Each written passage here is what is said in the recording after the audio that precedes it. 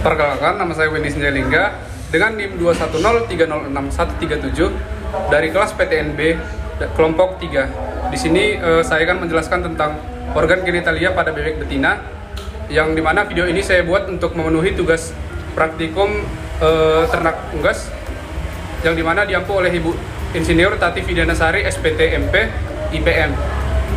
Nah, adapun organ genitalia pada bebek betina itu yang terdiri dari yang pertama ovarium, yang dimana ovarium ini merupakan organ genitalia yang menghasilkan ovum atau sel telur yang nantinya akan dibuahi oleh spermatozoa dan akan berkembang menjadi individu baru.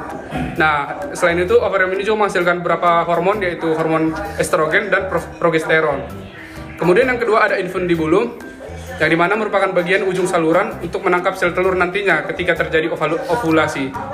Kemudian selanjutnya setelah infundibulum ada magnum, yang dimana magnum merupakan bagian terpanjang dari oviduk yang memiliki sel gobelet yang akan mensekresikan putih telur atau albumin telur. Kemudian setelah magnum ada ismus, yang dimana ismus ini bertugas untuk mensekresikan membran atau selaput telur. Kemudian ismus ini merupakan bagian terkecil dari oviduk yang mengangkut ovum setelah diovulasi.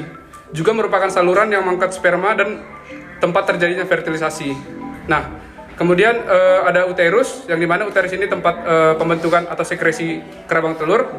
Kemudian ada vagina, yang dimana vagina merupakan tempat terjadinya ovoposisi dan sekresi kutikel atau kutikula. Dan terakhir ada kloaka, merupakan bagian ujung tempat dikeluarkannya nantinya telur. Nah, kemudian proses terbentuknya telur pada bebek betina yang pertama yaitu terjadi di ovarium. Apabila ovum atau sel telur yang sudah matang nantinya akan dilepas oleh ovarium dan ditangkap oleh infundibulum. Nah, kemudian setelah itu di persimpangan infundibulum menuju magnum, apabila terdapat spermatozoa, maka akan terjadi fertilisasi.